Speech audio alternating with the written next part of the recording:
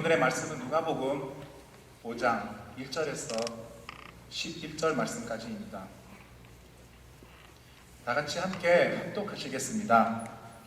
무리가 몰려와서 하나님의 말씀을 들을세 예수는 게네사렛 호숫가에 섰어. 호숫가에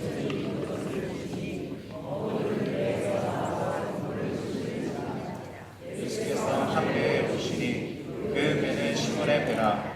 육지에서 조금 길을 마시고 있사 배에서 무리를 가르치시더니 말씀을 마치시고 시몬에게 이르시되 깊은 배로 가서 그물을 내려 고기를 잡으라.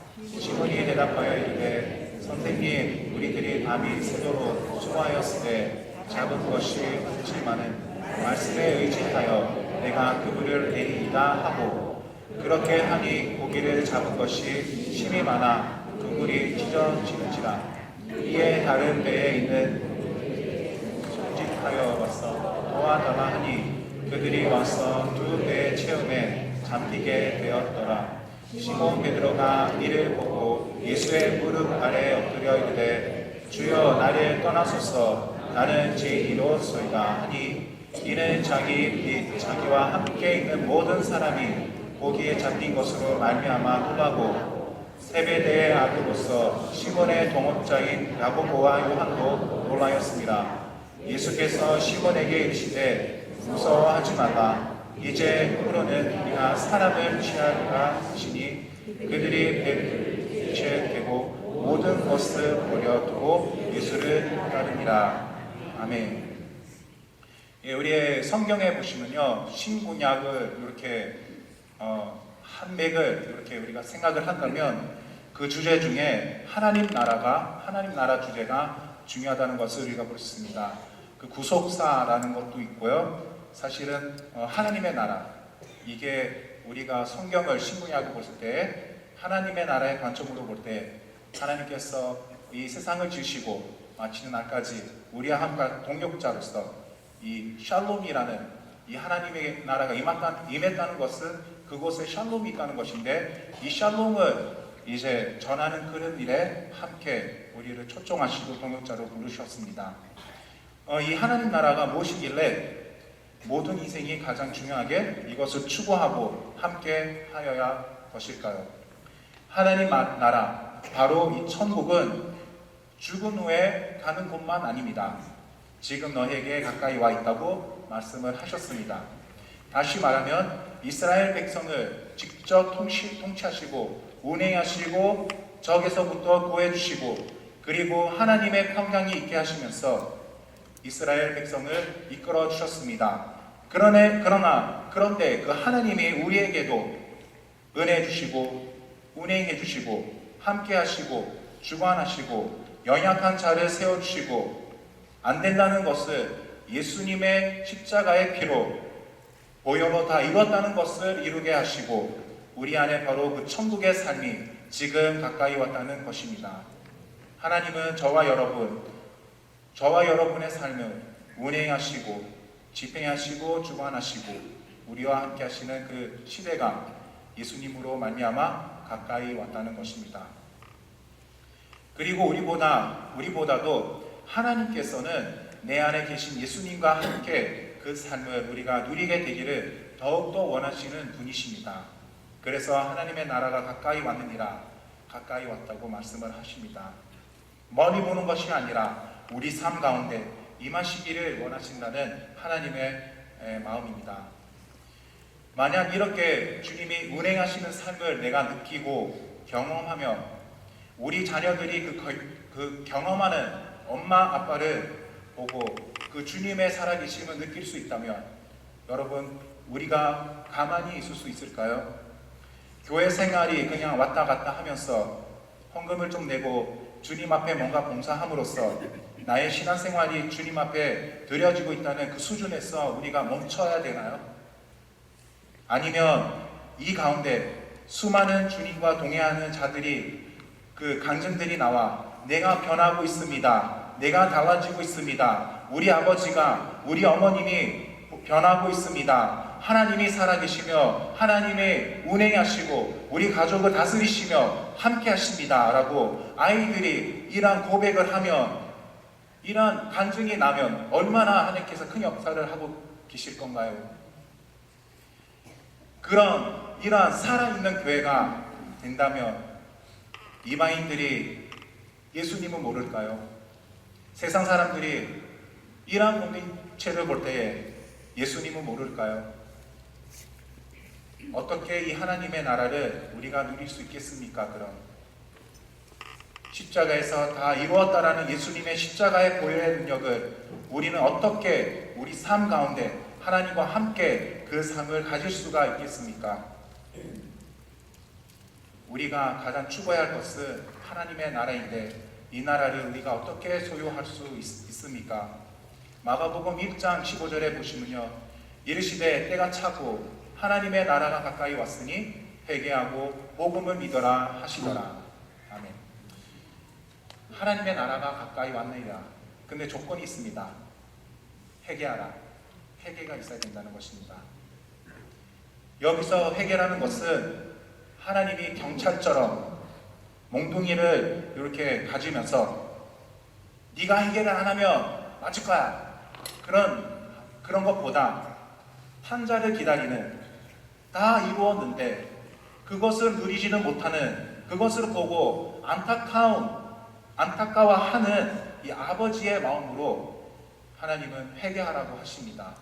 예수님이 십자가에서 다 하셨는데, 다 이루어졌는데 왜 우리 자녀들은 이 이루었다는 것을 누리지 못하냐 하는 그 안타까운 마음에 하나님께서는 우리 보고 회개하라는 것입니다. 왜냐하면 회개를 통해 우리가 이 하나님의 나라를 누릴 수 있다는 것입니다. 그래서 오늘 아침에 이 변질된 거듭남, 회개, 회심을 한 번 더 기억하며 한 번 더 고민했으면 좋겠습니다. 조나단 노스라는 그 저자가 있는데요, 이분이 왜 복음은 믿을 수 없는 이야기가 되었나 라는 책을 썼습니다. 이 조나단 노스는 복음이 영향력을 잃어버린 것은 우리가 네 가지의 태도를 잃어버리기 때문이라고 합니다. 복음 자체가 능력이 없다는 것이 아니라 복음에 대한 우리의 태도, 그 복음에 대한 우리의 삶의 방식들이 복음의 영향력을 잃어버리게 한다는 것입니다. 첫 번째는 복음을 전해야 할 사람들을 개체화시켜서 일종의 그 프로젝트 대상으로 삼는 경향이 있기 때문에 복음이 영향력이 없다고 합니다. 둘째는 우리 안에 있는 자기 의로움 때문에 그렇다고 합니다. 너희들은 다 죄인이고 우리들은 의인들이다. 아니면 너희들은 다 소망 없는 사람들이고 우리는 소망이 있는 사람들이다. 이런 자기 의로움에 사로잡힌 태도 때문에 이 복음이 영향력을 잃어버렸다고 합니다. 셋째로는 타 종교와 우리에게 이질감을 주는 그런 공동체, 그런 집단을 향한 우리의 불관용 태도이라고 합니다. 이 불관용적 태도가 복음의 영향력을 잃어버리게 한다는 것입니다. 그리고 넷째로는 우리 자신이 복음에 대한 그 이해가 부족해서 그렇다고 합니다. 다시 말씀드리자면 열심히 복음을 전하고 있고 같은데 사실 많은 그리스도인들이 복음이 뭔지 모른다는 것입니다. 그래서 복음은 영향력을 잃어버리고 있다고 이 조나단 노스는 이 네 가지의 태도, 잘못된 태도 때문에 복음은 우리에게 있어서 믿을 수 없는 이야기로 세상 사람들에게 전달되고 있다고 이야기하고 있습니다. 그래서 이 네 가지 잘못된 태도에 의해서 우리가 복음을 더 열심히 전하려고 노력할수록 사람들은 자신들이 개체화되어진 프로젝트 대상이라는 것을 느낄 때에 사람들은 복음에 대해서 관심을 끕니다. 그 복음을 전하는 우리들의 안에 자기 의의가 강력하게 보이기 시작할 때 복음은 듣고 싶은 이야기가 되지 않습니다. 복음을 전하는 우리 안에 끊임없는 불관용, 이 태도, 이것은 진리에 대한 배타성을 이야기하는 것이 아닙니다. 여기서 우리가 불관용적 태도라는 것은 삶의 태도에서 불관용적 태도를 말하는 것입니다. 그리고 우리 자신이 복음에 대해서 모면서 뭔가 전하려고 하고 교회로 가자고 하고 있을 때 그때 복음은 믿을 수 없는 이야기로 이 세상에게 더 강력하게 된다는 것입니다. 이 네 가지의 태도를 가진 상태에서 열심히 하면 열심히 할수록 더 크게 나빠진다고 말하고 있습니다. 이것은 우리에게 근본적으로 그런 어떤 도전을 주고 있습니까? 우리가 핵심의 가치를 잃어버렸다는 것입니다. 우리가 회개, 즉 거듭남을 잃어버렸다는 것입니다. 정말 나에게 있어서 이 회심에 따라 정말 내가 거듭났다라고 할 수 있는 이 개념이 약화되어 있다는 것입니다. 초대교회가 추구한 회개는 자신의 인생을 희생하는 결단을 밟는 회심이었습니다. 지금의 회심은 자신의 인생을 복되게 하는 선택으로서 우리들에게 다가오고 있다는 것을 볼 수 있습니다. 무슨 말일까요? 초대교회에 내가 회심을 한다는 것은 내가 지금까지 이 세상에서 누리고 있는 모든 것들을 포기해야 한다는 결단을 하는 것이었습니다. 사실은 주님이라는 단어도 사실은 그때 대제에 의해서 쓰는 그 말이었습니다. 주님은 그때는 대제, 임페라도밖에 없었는데 갑자기 기독교가 와서 다른 주님이 있다고 하는데 이 주님이 우리 그리스도라면 이거는 모이게 자르는 일입니다. 그러니까 그때 그리스도인들은 자기의 자기의 모든 것들을 어떤 때 자기의 비다까지도 포기해야 한다는 그런 결단을 하면서 그렇게 예수님을 회심을 하였습니다. 지금 우리 시대의 회심은 내가 이 세상에서 더 많은 것을 복받기 위해 선택하는 요소로 자리 잡고 있습니다. 초대교회 때는 제국의 백성으로 살아가는 사람들이 하나님 나라의 백성으로 살아가기 위해 하늘 가치를 바라보기 위해 실전적인 회개를 통해서 삶의 방식을 완전히 바꾸는 회심을 추구했다면 콘스탄틴 제대가 기독교를 국교로 선언한 다음에는 오히려 제국의 백성으로 살아가기 위해서 종교로 바꾸어야 하는 것이 회심이 되고 말았다는 것입니다. 그래서 지금 우리에게 있어서 회심이 일어나는 것이 아니라 사실은 개종이 일어나고 있습니다. 사실은 종교가 바뀌고 있습니다. 그래서 이것이 바로 우리 시대의 가장 영적인 우리의 많은 영적인 출발점이 잘못되었다는 것이 바로 이 번질된 거듭남에서 생긴다는 것입니다. 복음을 처음 가르칠 때 복음은 우리에게 어떤 회개를 구했을까요? 내가 이 세상에 누릴 수 있는 것들을 포기하는 결단을 요구하였다면 오늘은 어떻습니까? 오늘 우리 시대에 전해지고 있는 복음은 네가 이 세상에서 잘 되고 내가 이 세상에 부자 되고 성공하고 네가 이 세상에서 병 안 걸리고 잘 되는 일을 꿈꾼다면 강력한 기독교 하나님을 믿어라. 그러면 네가 잘 될 것이다. 라는 것이 우리 시대의 회심의 이유가 되고 있습니다. 그것은 회심이 아니라 개종입니다.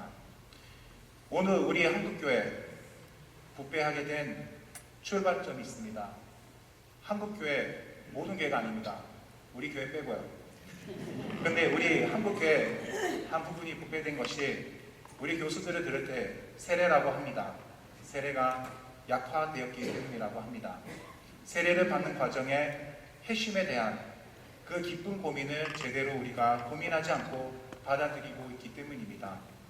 그래서 이 회개와 거듭남의 진정성을 다시 한번 고백하고 하나님의 백성으로 살아가는 과정과 공동체의 일원이 되겠다고 하는 이 과정을 깊이 요구하는 이 세례의 문답 과정과 그리고 이 사람이 세례를 받고자 하는 그 갈망 속에서 하나님 앞에 자신의 삶의 정말 전환점이라는 것을 강력하게 요구하는 시간이 너무 짧아졌다는 것입니다. 그게 한국교회가 신앙생활의 첫 단추가 잘못 끼어지는 바로 시작점이라고 합니다. 그래서 초대교회가 세례를 많이 주는 것보다는 회심을 빨리 주는 것보다는 회심의 진전성을 바라보고 기다리는 시간이 더 많았다라는 것을 우리는 심각하게 생각할 필요가 있다는 것입니다. 우리 시대의 복음은 사실은 내가 예수를 믿음으로 많은 것을 내려놓을 수 있다라는 핵심이 아닙니다. 우리는 예수님을 믿으면 남은 것을 얻을 수 있다라는 것으로 거듭남은 변질되었습니다. 예수 믿으면 뭐 된다, 뭐 낫는다, 뭐 잘 된다, 행복하게 산다, 무병장수한다.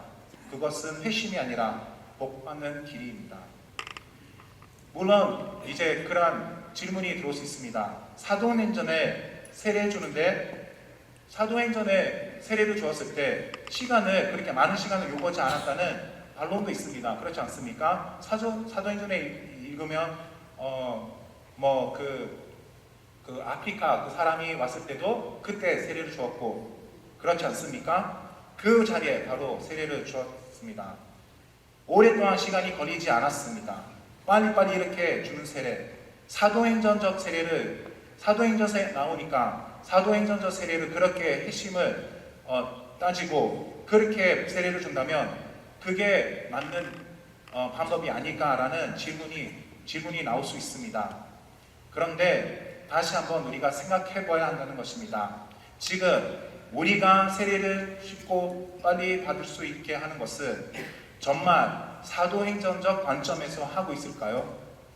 아니면 콘스탄틴 대제가 기독교를 국교로 선언한 다음 빨리 교회에 등록하고 세례 교인이 되어야만 공직자가 될 수 있고 사회 활동을 할 수 있고 그런 상황이 되어져서 교회로 밀려오는 사람들에게 빨리빨리 그들에게 세례를 주는 전통이 시작되어지지 않았습니까?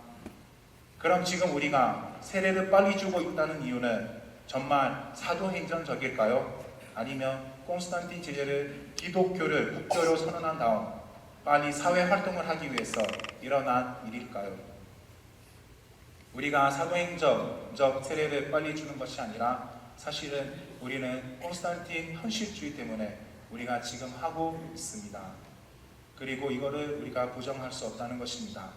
사도행전에서는 세례 받은 후 내 인생을 다 드리는 사람들이 있었습니다. 그러나 오늘날 우리는 그런 분위기가 아닙니다. 그래서 회심의 과정에 삶의 변화보다는 교리에 대한 동의와 그리고 가입 조건 동의로 종교 변화와 개종이 중심이 되었다고 볼 수 있습니다. 그래서 강제로 믿어야 할 사람들을 대상으로 하다 보니까 복음이 있는 진정성 도전보다는 복음을 통해 우리에게 주는 시민적 가르침을 받게 하고 그래서 우리가 이것이 국가 충성인지 아니면 하나님 나라에 대한 참여인지 헷갈리게 하는 단계로 우리가 살고 있다는 것입니다. 그러나 이거는 한 문제입니다. 왜냐하면 조금 더 나가면 사람들에게는 획이 없는 위로가 중심이 되었다는 것입니다. 사람들은 상처 있기 때문에 죄를 짓습니다. 오케이? 그러나 죄 지으면서도 상처받기도 합니다. 이게 사람입니다. 자녀들을 보십시오. 죄 짓고 자기가 상처를 받았다고 합니다. 나가서 사고를 자기가 쳐놓고 엄마 아빠가 힘들어하면 오히려 자기가 힘들어한답니다. 배우자가 나가서 사고 쳐보면 상처가 그 배우자가 받았다고 합니다. 사람은 죄 짓고 다음에 상처를 받습니다. 항상 그렇습니다. 그래서 나중에 시간이 흘러가면 내가 지은 죄는 잊어버리고 받은 상처만 기억합니다. 내가 죄를 지음으로 타인을 생각하지 않고 비록 내가 죄를 지었지만 내가 받은 상처가 더 중요해지다는 것입니다. 그러니까 내 죄를 인하여 타인이 받은 상처에 대한 관심 하나도 없습니다. 내가 죄를 짓고 난 다음에 내가 받은 상처에 집중이 가 있습니다. 내가 할 회개보다 내가 받을 위로가 더 좋아 보이게 하는 것입니다. 위로로 하지 말라는 뜻은 아닙니다. 이 우선순위입니다. 죄를 지었으면 먼저 해결을 해야 되지 않습니까? 그러나 회개보다 내가 받을 위로가 더 중요하다는 것입니다. 이게 사람의 연약함입니다. 인간은 예민합니다. 자기 자신에 대해서 그러다 보니까 내가 지은 죄를 회개하는 것보다 내가 죄를 지음으로 인하여 받은 상처가 위로받는 일이 더 크고 중요해진 것입니다. 제가 15살 때 그때 우리 친구들이 아빠 그 차 그 샤비를 해갖고 예배 시간에 막 모tor도 켜고 이제 그런 때가 있었어요. 그래서 저도 제 친구들이 그러니까 저도 토요일 밤에 아빠 샤비를 딱 빼가했어요. 빼가해갖고 이제 차에 갔어요. 그래서 차에 가서 켰습니다. 켜고 제가 이제 그 차를 뒤로 가는데 후진을 하는데요. 뒤에 있는 차에 제가 박았습니다. 문이 두 개 다 이렇게 안으로 들어갔더라고요. 근데 죄를 지을 때는 혼자 짓지는 않습니다. 네. 같이 친구가 있었죠. 그 친구가 하라고 하니까 제가 했죠. 그래서 그 친구랑 가서 보니까 아빠 차는 그대로 있더라고요. 그래서 우리가 앞으로 밀고 탁 그대로 놔뒀어요. 그래서 저는 탁구 치러 갔어요. 교회 그 토요일인데. 근데 성가대가 마치고 이제 지사님들이 다 내려오시는데 그 지사님 주인이 그 차를 보고 이제 화가 나신 거예요. 그 지사님 되게 화를 잘 내는 지사님이었어요. 근데 저는 이제 탁구를 치면서 모르는 척 했습니다. 그런데 이게 일이 더 커지면서 이제 느낌에 제 아빠가 저한테 와서 물어보더라고요. 네가 했지? 그때 내가 했다고, 제가 했다고 말씀드렸습니다. 근데 그 탁구하는 동안 이게 제 마음이 이게 안전하지 않았습니다. 왜냐면 언젠가는 이게 제가 걸릴 거니까 치면서도 참 불안하게 쳤습니다. 그런데 아빠가 그때 딱 얘기했을 때 이 불안한 마음에 제가 이런 생각을 했습니다. 순간적으로 아빠, 내가 중요해? 차가 중요해?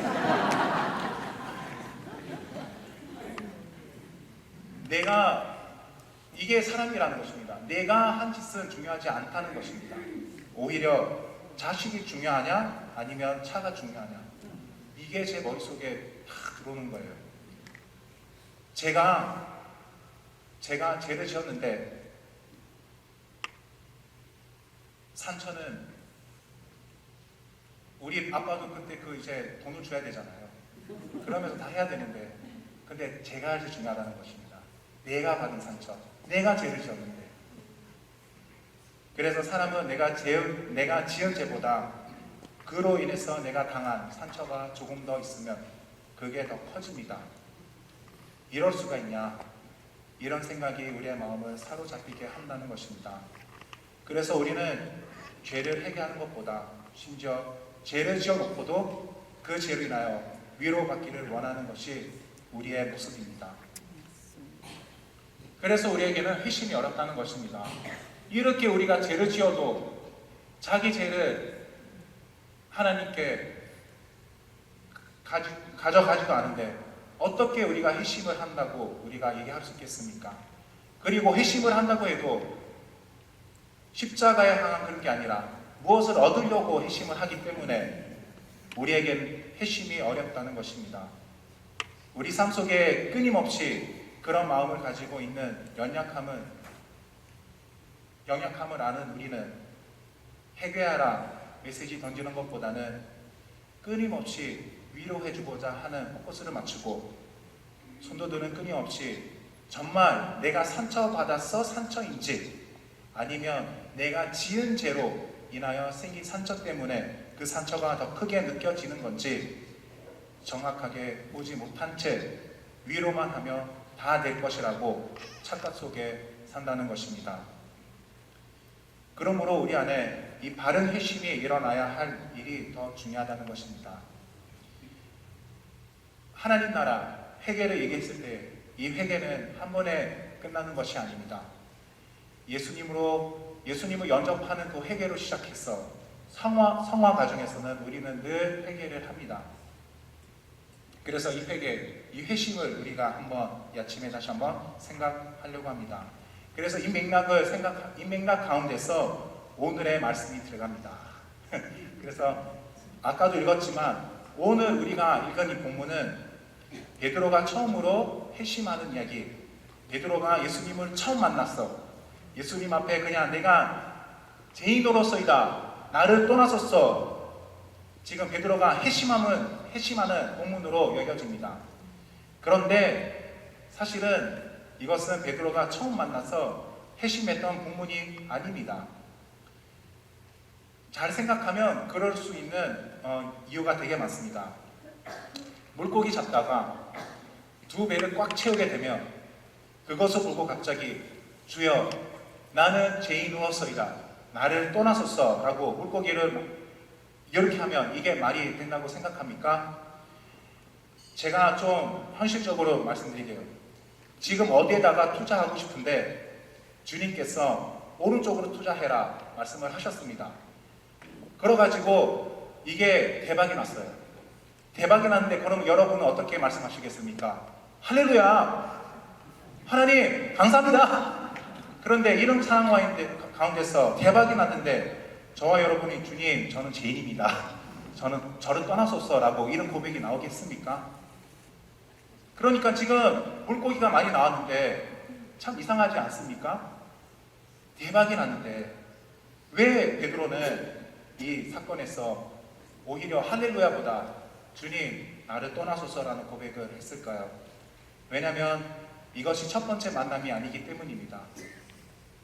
우리는 갈릴리 호숫가에 처음으로 그물을 찢어져도록 물고기를 잡았던 베드로가 예수님을 처음 만나는 사건으로 보지만 그렇게 거기에서 첫 번째 이 사건이 일어난 게 아니라 예전에 베드로가 예수님을 만난 적이 있습니다. 요한복음 1장 32절에서 42절까지 우리 함께 읽겠습니다. 요한이 또 증언하여 이르되 내가 봄에 성령이 비둘기같이 하늘로부터 내려와서 그의 위에 머물렀다가 나도 그를 알지 못하였으나 나를 보내어 물로 세례를 베푸라 하신 그이가 나에게 말씀하시되 성령이 내려서 누구 위에든지 머무는 것을 보거든 그가 곧 성령으로 세례를 베푸는 이인 줄 알라 하셨기에 내가 보고 그가 또 이튿날 요한이 자기 제자 중 두 사람과 함께 섰다가 예수께서 건의심을 보고 말하되 보라 하나님의 어린 양이로다. 두 제자가 그의 말을 듣고 예수를 따르거늘 예수께서 돌이켜 그 따르는 것을 보시고 물어 이르시되 무엇을 구하느냐 이르되 랍비여 어디 계시오나이까. 랍비는 번역하면 선생이라. 예수께서 이르시되 와서 보라. 그러므로 그들이 가서 계신 데를 보고 그날 함께 거하니 때가 10시쯤 되었더라. 요한의 말을 듣고 예수를 따르는 두 사람 중에 하나는 시몬 베드로의 형제 안드레라. 그게 먼저 자기의 형제 시몬을 찾아 말하되 우리가 메시아를 만났다 하고 메시아는 번역하면 그리스도라. 데리고 예수로 보니 예수께서 보시고 이르시되 내가 요한의 아들 시몬이니 잔자 게바라 하리라 하시니 게바를 번역하면 베드로라. 무슨 말일까요? 예수님이 세례를 받으시고 난 다음에 세례 요한과 같이 했던 두 제자들이 있었습니다. 그 제자들 중에 한 명은 안드레였습니다. 그래서 세례 요한이 저 사람이 그 하나님의 어린 양이다 하는 말을 듣고 안드레는 빨리 집으로 가서 형님 시몬을 데리고 와서 예수님을 찾아가서 제자로 받아 주옵소서 했더니 예수님이 그래 안드레야 그리고 시몬아 내가 너희 두 형제를 내 제자를 받으리라 라고 하였습니다. 그리고 시몬에게 네 이름은 이제 게발이라 하리니 베드로라. 이름도 벌써 베드로라는 이름을 지은 준 게 이 오늘 본문 사건 전이었습니다. 세례 요한이 죽기 전 예수님께서 세례를 받고 난 다음 벌써 제자가 되겠다고 안드레와 베드로는 서약을 했습니다. 그러면 오늘 이 갈릴리 바닷가에서 마치 예수님이 옆에 와 계신데도 모르고 그냥 척 했을까요? 아닙니다. 어떤 일이 났습니까? 세례 요한은요 헤롯 왕에게 잡혀가서 죽습니다. 그리고 그 사이에 예수님은 광야로 나가셔갖고 연락두절이 되었습니다. 제자가 되겠다는 안드레와 시몬은 어떻게 할지 몰랐을 거예요. 세례 요한 선생님은 죽으시고 제가 이 선생님은 이제 섬기겠다는 이 예수님을 따라가려고 하는데 이 예수님은 연락두절이 되고 그런 상태에 있던 안드레와 베드로는 다시 갈릴리 호수로 갑니다. 베드로는 그저 나는 시몬일 뿐이다 하고 그는 집으로 가버린 것입니다. 다 잊고 살려고 한 것입니다. 베드로는 처음부터 단 한 번의 회심으로 그의 인생이 멋지게 바뀐 것 아닙니다. 그의 첫 번째는 예수님의 제자가 되겠다고 분위기가 좋을 때는 잘 따라가다가 세례 요한이 잡혀갔어 목이 잘리고 그리고 자기가 스승으로 섬기겠다는 예수님이 어서지면서 이것 따라가봐야 소용이 없겠구나 라는 생각에 그들은 다 내려놓고 그냥 돌아가 버린 것입니다. 순종인이 그런 거 다 필요 없고 그냥 내 삶으로 돌아가야 되겠다라는 베드로의 태도입니다. 이제 오늘 스토리하고 연결해 보십시다. 예수님이 갈릴리에서 왔어 병을 고치고 심지어 우리 그 베드로의 장모님도 고치시고 이제 설교하고 계시는데 베드로와 안드레는 무엇을 하고 있습니까? 그물을 닦고 있습니다. 그들은 예수님을 아는 사이예요. 그런데 예수님이 옆에서 설교하고 있는데도 가서 듣지 않습니다. 예수님에게 관심을 두지 않습니다. 그런데 예수님이 찾아오시고 베드로야 배를 좀 띄어라. 사람들이 너무 많구나. 그리고 나서 베드로에게 보여준 것입니다. 그물 던지자 배 두 대가 이 물고기가 가득 채웠습니다. 그걸 보고 베드로가 고백한 게 할렐루야 아닙니다. 그걸 보고 베드로는 주님 저를 떠나소서 나는 죄인으로소이다. 무슨 뜻일까요? 주님 미안합니다. 죄송합니다. 베드로는 자기가 예수님을 버리고 도망간 것 그것이 비록 회개가 시작되었다는 것입니다. 예수님이 부활하신 후 베드로를 어디에 만나기로 했습니까? 갈릴리 호수. 그러나 이때 우리가 생각했을 때 우리가 첫사랑의 회복으로 봅니다. 그러나 이것도 그렇지 않습니다. 왜냐하면 거기는 처음 만날 장소가 아니기 때문입니다. 내가 처음 주님을 만났을 때가 아니라 예수님을 버리고 다시 만날 때입니다. 이것이 세 번째 만남. 그래서 요한복음 21장에 나오는 그 부활하신 후 다음에는 세 번째 이 회복의 만남이라고 우리가 볼 수 있습니다. 베드로 삶에 다시 참된 회개가 일어나고 있다는 것입니다. 베드로는 한 번 예수님을 떠났던 사람이 아닙니다. 갈릴리에서 벌써 예수님을 처음 만났던 그날이 벌써 주님을 떠난 자로 두 번째 만남이었습니다. 그리고 다시 부활하신 다음에 예수님을 또 부인하고 속이고 세 번째가 그리고 두 번째 용서의 기회를 얻었던 것입니다. 그럼 오늘 우리가 이것을 바라보면서 우리가 정말 어떤 회개와 회심 속에 살고 있을까요? 저는 근본적으로 완벽한 회심을 처음부터 하자 말씀드리고 싶은 것은 아닙니다. 베드로 안에 있었던 이 끊임없는 이 과정들이 있었다는 것을 바라보고 우리는 지속적으로 내 안에 진정한 나의 회심이 있는가? 나는 하나님 앞에 정말 제자로서 온전한 믿음의 길을 걸어가고 있는가? 이러한 치열한 싸움이 없다면 우리는 똑같은 우리의 이 길을 3년 안에 이런 부끄러운 일을 여러 번 보았던 베드로와 동일한 모습으로 우리가 살아가고 있다는 것을 보게 된다는 것입니다. 문제는 무엇입니까? 저도 어릴 때부터 교회를 다녔습니다. 모태신앙입니다. 그리고 13살 때 예수님을 영접하였습니다. 이제 거의 16년 예수님을 믿고 왔습니다. 저는 정말 얼마나 기쁨 회심을 하면서 이 16년 동안 제자의 길을 가고 있을까라는 질문을 던져보았습니다. 얼마나 나는 하나님 내가 죄인으로서이다. 내가 예수님 앞에서 이런 부끄러운 고백을 예수님 앞에서 하고 살고 있는가?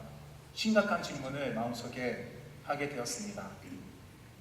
우리의 회심이 정말 다시 하나님 앞에 온전해졌으면 좋겠습니다. 그래서 이러한 회심이 저와 여러분의 삶이 온전해지기를 기도합니다. 오늘 이 회심은 알렌 크라이더라는 저자가 세 가지 B를 놓고 설명했습니다. 첫 번째는 believe. 회심은 믿음과 심령의 변화가 일어난다는 것입니다. 두 번째는 behavior. 행동과 삶의 방식의 변화가 일어난다는 것입니다. 그리고 세 번째는 belonging, 소속의 변화가 일어나야 합니다. 우리가 회심이 있다는 것은 분명히 내 생각과 그리고 어떤 교리와 내 마음의 변화가 일어나는 것만 말하는 게 아닙니다. 회심은 바로 내 신령과 믿음의 변화가 따라와야 하고, 회심은 삶과 행동의 변화가 따라와야 하고, 그리고 회심은 나의 소속의 변화가 있어야 한다는 것입니다. 내가 속해 있는 공동체가 바뀌어진다는 것입니다. 내가 속해 있는 내 가정이 바뀌어진다는 것입니다. 내가 속해 있는 내 교회, 내 공동체가 바뀌어진다는 것입니다. 그런데 우리는 회심의 단어에 굉장히 심리적으로 생각하고 회심을 교리적으로만 생각할 때가 많다는 것입니다. 그래서 이 부분에서는 우리의 세계관과 가치관이 완전히 변화해야 된다는 것입니다. 그래서 우리가 에베소서에 보면 새 사람을 입어야 한다는 것입니다. 이 말씀을 한번 읽겠습니다. 에베소서 4장 17절에서 25절 말씀입니다. 함께 읽겠습니다. 그러므로 내가 이것을 말하며 주 안에서 증언하오니 이제부터 너희는 이방인이 그 마음에 험한 것으로 행함같이 행하지 마라. 그들의 총명이 어두워지고 그들 가운데 있는 무지함과 그들의 마음이 굳어짐으로 말미암아 하나님의 생명에서 떠나 있도다. 그들이 감각 없는 자가 되어 자신을 방탕에 강의하며 모든 더러운 것을 욕심으로 행하되 오직 너희는 그리스도를 그같이 배우지 아니하였느니라. 진리가 예수 안에 있는 것 같이 너희가 참으로 그에게서 듣고 또한 그 안에서 가르침을 받았을진데 너희는 유혹의 욕심을 따라 서붙이가는 모습을 따르는 옛 사람을 벗어버리고 오직 너의 심령이 새롭게 되어 하나님을 따라 의와 진리의 거룩함으로 지으심을 받은 새 사람을 입어라. 그런즉 거짓을 버리고 각각 그 이웃과 더불어 참된 것을 말하는 이는 우리가 서로 지체가 됩니다. 헬라인이나 유대인이나 헬라파나 무헬라파나 그 자유인이나 종이나 다 그리스도 안에서 한 형제 한 자매가 될 수 있는 것은 무엇 때문입니까? 우리의 심령이 새롭게 되었기 때문에 그게 가능하다는 것입니다. 우리의 핵심이 우리의 심령을 새롭게 하지 않는다면 이러한 변화가 없어집니다. 그래서 행동의 변화가 일어나야 하고 신념 자체가 바꿔야 한다는 것이 그래야 된다는 것입니다. 그래서 우리가 사는 그 속해 있는 공동체가 바뀌고 그렇다는 것입니다. 교부들이 이런 얘기를 했습니다. 교회 교부들이 이제 그 사도들 다음에 교회 교부들이 있습니다. 교부들이 이 세상에는 교리적인 이단들이 있고, 그렇죠? 세상에 교리적으로 이단들이 있습니다. 그러나 교회 안에는 삶의 이단들이 우리 안에 있다는 것입니다. 교리는 너무 잘하는데 삶에 이게 안 된다는 것입니다. 삶의 이단이 너무 많다는 것입니다. 아까도 제가 말씀하신 것처럼 하나님 나라, 이 하나님 나라를 우리가 맛보고 나타내려면 정말 이 핵심, 이 회개가 일어나야 하는데 정말 우리가 매일 삶에 시간마다 그 수없는 결단들 앞에서 정말 그 하는 모든 결단이 정말 예수님 앞에서 합당한지 우리가 그런 고민을 하면서 예수님과 함께 다니고 있습니까? 언젠간 여러분이 먼저 그 다음 제가 주님을 만날 때가 오지 않겠습니까? 아니, 모르죠. 그건 하나님의 저도 뭐 미래 없습니다. 그건 하나님의 손에 있지만 그때 제 자녀들이, 제 두 딸이 아빠를 보면서, 죽은 아빠를 보면서 이 아빠가 어떤 아빠로 남기고 싶습니까? 너무 일을 잘한 아빠, 너무 종교적인, 너무 그런 아빠로 남겠습니까? 아니면 우리 아빠는 정말 예수님을 사랑하는 아빠였다. 우리 할머니는 정말 예수님을 사랑하는 할머니입니다. 좋은 아빠, 좋은 엄마 필요 없습니다. 좋은 거는 되게 모릅니다. 뭐가 좋은지. 우리는 좋은 사람이 되라고 그리스도인이 된 것이 아닙니다. 우리는 예수님을 사랑하는 사람으로 부르셨기 때문에 예수님은 하나님은 우리를 부르셨습니다. 그래서 그날 다른 사람들이 우리를 평가했을 때 정말 저와 여러분에게는 우리 아빠, 우리 엄마, 우리 할머니, 할아버지, 우리 장로님, 우리 권사님 정말 예수님을 사랑하는 사람이었다. 정말 예수님을 위해서는 모든 것을 내어놓고 자기 인생까지 내어놓으면서 예수님을 사랑하며 살아간 우리 엄마, 아빠, 우리 부모입니다. 라는 이 축복의 은혜가 저와 여러분에게 있기를 기도합니다. 그래서 오늘 안에 있는 이 끊임없는 가짜 희심이 내 마음속에 존재하고 있지 않을까요? 그래서 우리는 기도해야 하는 겁니다. 오늘 우리 다시 한번 돌아보면서 하나님, 우리가 복음을 변질시키고 회심을 변질시키는 삶을 살아가지 않게 하여 주시옵소서. 죽는 날까지 예수님의 제자의 길을 따라갈 때에 흔들리지 않는 믿음의 길을 갈 수 있도록 예수님께 합당한 결단들을 넘치게 남길 수 있도록 주님, 우리를 주님의 은혜 가운데 인도하여 주시옵소서. 어렵습니까? 주님 앞에 고민하고 엎드려 주님께 드리는 저와 여러분이 되시길 기도합니다. 그 엎드림 속에 승리하시는 저와 여러분이 되어서 정말 우리 다음 세대, 우리 친구들에게 정말 예수님을 사랑하는 사람으로 남기를 기도하며 축복합니다. 기도드리겠습니다.